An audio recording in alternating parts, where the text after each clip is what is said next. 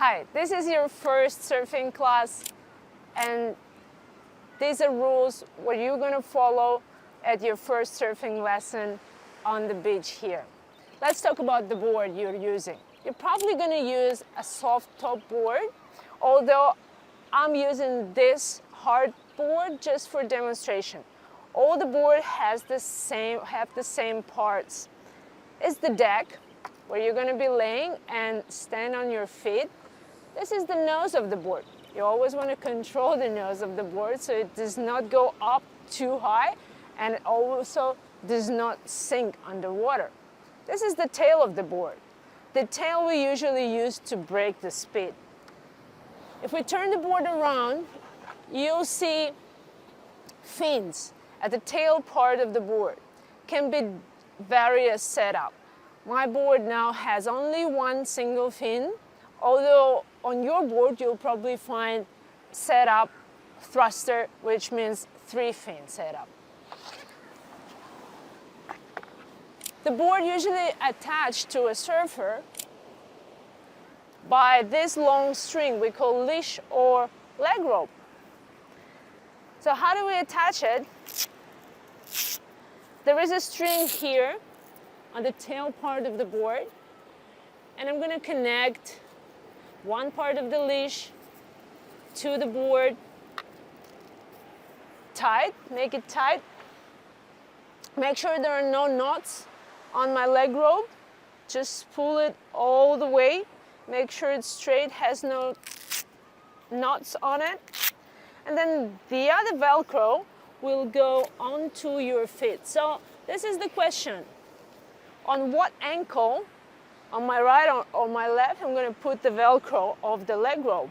So I'm putting that Velcro on the ankle of my back foot. So in surfing we have, or you're going to have, front foot and the back foot. This is your stance. Yeah? You got to figure out which stance is comfortable for you and then attach the Velcro on your back foot. Before you even get up on the board, you're going to go into the ocean with the board and you want to be safe. Let's look at the beach very quick. We usually start learning using this white water or broken waves. You see a lot of them coming here at Kuta Beach. So the depth of the water shouldn't be too high, either shouldn't be too low. Yeah? So we start learning from the waist to up to chest high depth of the water and using a broken waves. Yeah? We want the white water, foamy waves or broken waves. If we look at the beach, if you look at the beach here, you'll see the flags set along the beach on shore. What does that mean? This red flag says, please do not swim here. Why? These are rip currents. The offshore current goes in these particular areas. The bigger the wave, the stronger the current. If you're with the board, it's not a big deal, although they ask people to not swim in those areas because if you don't have a board and you go to this area, you very quickly will lose a bottom underneath your feet, and then most likely the current will bring you to the ocean. Okay? So if you're not a surfer, if you're just a swimmer, avoid these areas and the beach. Find the other flags. Yeah, these are red and yellow flags. Those flags set up in the area where you can safely swim.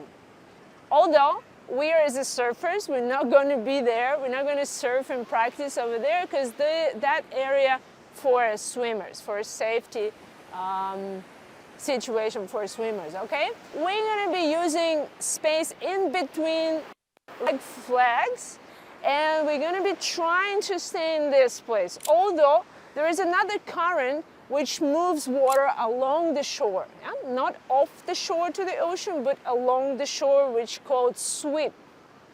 Sweeps are sometimes can be very stubborn and they grab you right away and they move you along the shore. Please, when you're ready to go to the ocean, pick something on the beach, mark your spot to know where you are at, right? In ocean, everything does move. So pick something on shore which does not move, know your place, set your markers, and then go to the ocean. All right, are we ready to go?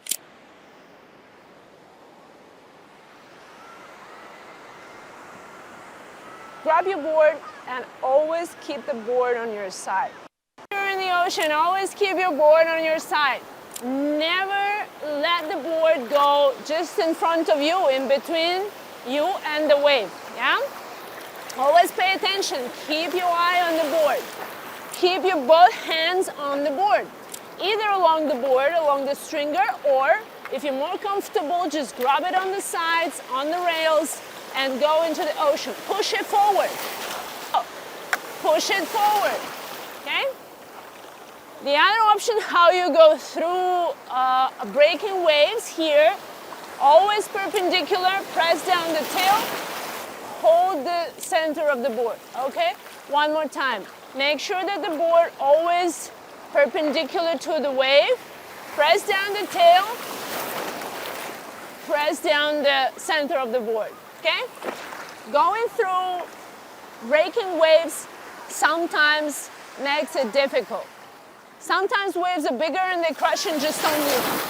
So what you basically do is to push the board through the breaking waves or through the waves, which is just stands right in front of you, yeah? Do not hesitate. If you keep your board in a proper position, means nose or tail perpendicular to the wave, you'll be safe. Now we're catching waves. Oh no, that one has to go.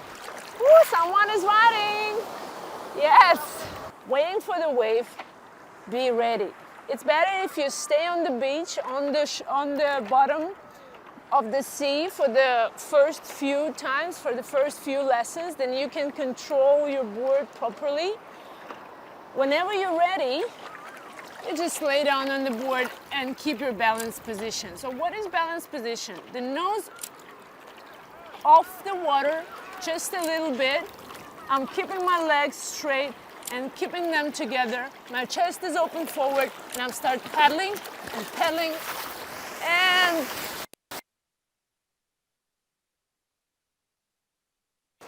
I see the wave coming. I'm turning. I'm getting ready. My board is perpendicular to this wave. I'm getting on the board, pedal, pedal, pedal, matching the speed of the wave, and ready to get up.